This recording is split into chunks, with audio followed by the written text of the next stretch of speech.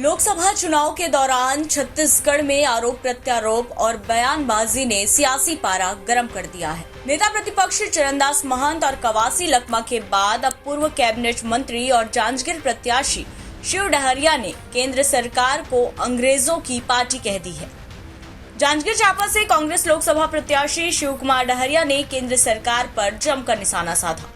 इतना ही नहीं, केंद्र सरकार पर देश की राजनीति में फूट डालो और राज करो की सिद्धांत से चलने का आरोप लगा दिया। डहरिया यही नहीं रुके, उन्होंने कह दिया कि केंद्र सरकार पाकिस्तान की कंपनियों से फंड ले रही है। देश की आजादी में आरएसएस और भाजपा का योगदान कुछ नहीं है, केवल सरकारी संपत्तियों को बेचने का काम कर रहे हैं। डरा धमका कर चंदा ले रहे हैं और दूसरी पार्टी का खाता फ्रीज कर रहे हैं 30 साल 35 साल पुराने नोटिस देकर। ये प्रजातंत्र है क्या? प्रजातंत्र में इस तरह की बातें नहीं होती। सबको समान अवसर दिए जाने का काम होता है।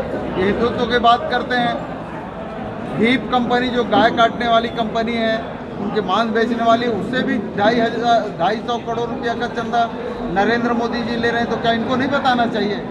पाकिस्तान के कंपनी से नरेंद्र मोदी जी चंदा ले रहे हैं, क्या इनको नहीं बताना चाहिए? देश नहीं बेचने की बात कहने वाले देश के रेलवे को, हवाई अड्डों को, बड़े बड़े कल कारखानों को और देश की संपत्तियों का जो बेचने का काम कर रहे हैं, तो इसको बताने में कोई हर्ज नहीं है। बता दें, इसके पहले आरंग से बीजेपी के विधायक खुशवंत साहब ने कांग्रेसी प्रत्याशी शिव डहरिया को भगोड़ा कह दिया था। इतना ही नहीं, कुकुर गति कर जांजगीर से भागने की बात तक उन्होंने कह दी थी। इस्लामी समाज ला बताए की आवश्यकता है। हर घर में जाके हम सब ला बताना है और हर मंच में चिल्ला चिल्ला के बात ला बताना है कि जो शब्द से हमला संबोधित करे, सतनामी समाज ला जो ऐसे गलत शब्द से वो संबोधित करे है, तो मैं चाहता हूँ कि जांजगीर लोकसभा में ये शिव डहरिया के कुकुर गति होना चाहिए कि नहीं होना चाहिए? आप सब ने एक कुकुर गति करना है, करबो कि नहीं करबो? बीजेपी विधायक खुशवंत साहब के बयान पर ही शिव डहरिया जमकर भड़के। उन्होंने कहा कि क्या इस तरह का बयान देने का अधिकार खुशवंत साहब को है?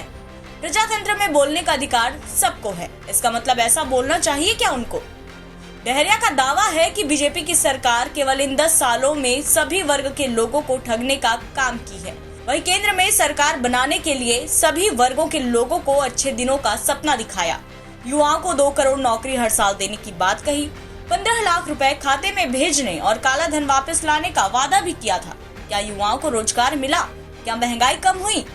लोकसभा चुनाव के दौरान छत्तीसगढ़ में कांग्रेस नेताओं के बयानों से पहले ही मामला हेट स्पीच तक पहुंच गया है। ऐसे में शिव डहरिया के बयान से आने वाले समय में बड़ा बखेड़ा होना तय माना जा रहा है।